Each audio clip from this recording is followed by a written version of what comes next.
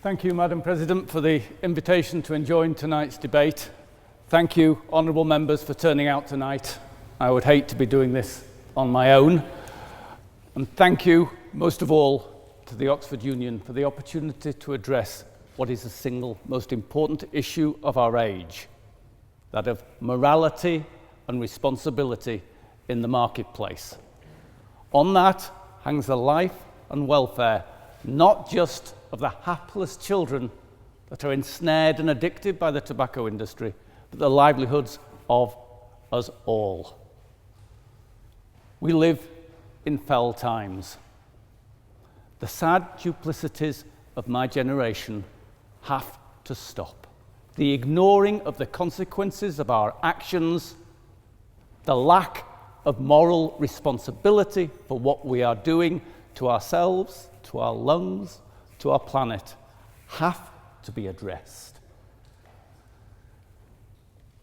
I want to issue one more vote of thanks, and that is to our opponents in this debate, for they reinforce a point that is absolutely at the fundament of what I want to say tonight. They illustrate that my generation has screwed up big time. We have not faced up to our responsibilities. These defenders of the indefensible, these paid apologists for a pariah industry, demonstrate our moral lacking, our inability to deal with the issues that are desperately facing not just us in this room, not just us in this country, but the entire planet. We are not facing up to what we are doing. The hope, ladies and gentlemen, lies with you. I'm a university teacher, have been for 3 decades. I know that the coming generation has a vision and imagination to bring about a world that can improve on our sorry performance. And that's really what tonight's debate is about. Have the courage, have the vision to come to a better place. Let's start with this repellent industry. Praise of children. US Surgeon General just last year, 88% of smokers start in childhood. The market implications, the business implications to that are stark. And I quote from a tobacco representative. Realistically, if our company is to survive and prosper, we must get our share of the youth market. We must get our share of the youth market. That means advertising, promotion, marketing, branding that will work on a kid. Adults don't take up smoking. Of course they don't. You have to be an idiot to take up smoking, or you'd have to be a child. You'd have to be a child who doesn't appreciate what they are getting themselves into. Now, in the UK, we have woken up to this, and we have an advertising ban which stops this reprehensible practice in this country. It does not make them any less morally reprehensible. They would do it in a blink of an eye if that ad ban wasn't there, and indeed they continue to do it the world over wherever they possibly can. We may have corralled the Marlborough cowboy, but even as we speak this evening, he is riding roughshod over the children of the global south. Once they get those children, they cling on to them like grim death through addiction. I thank the last participant from the floor for explaining what addiction is. It is not a triviality. It takes away any notion of freedom, of liberty. That is not appropriate. We're talking about children, we're talking about addiction. To use freedom of choice in that context is to use it in the way Jimmy Savile used the word freedom of choice.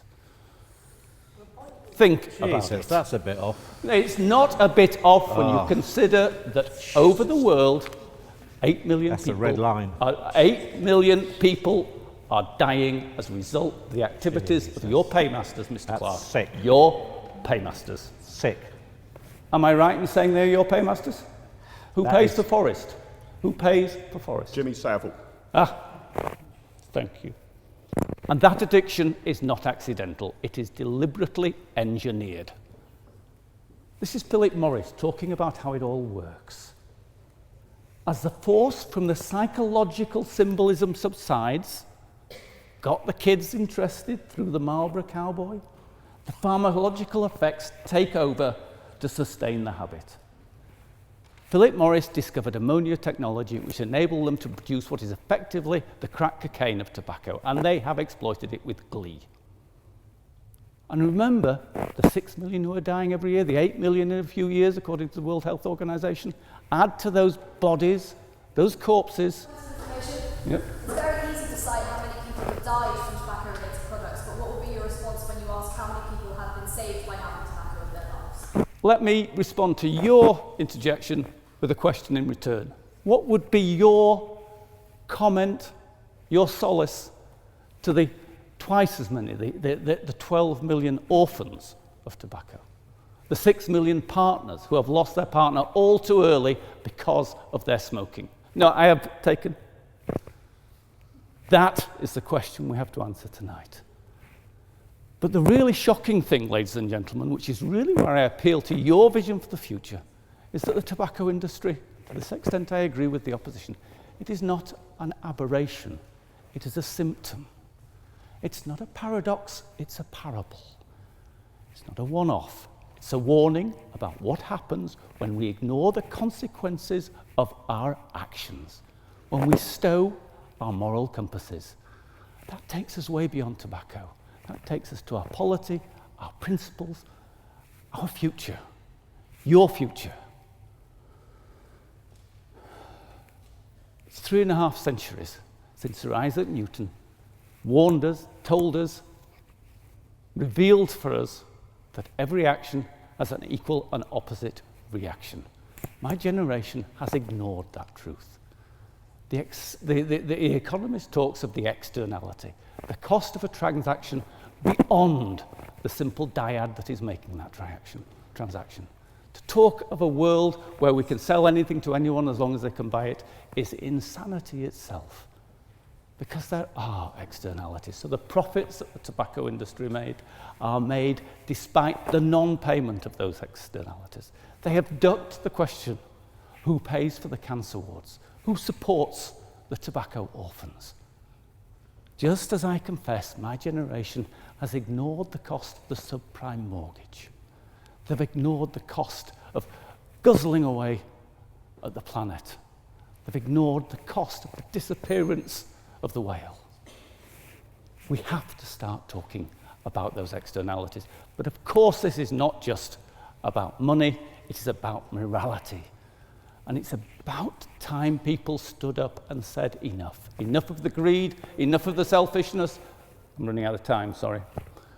Enough of the greed, enough of the selfishness.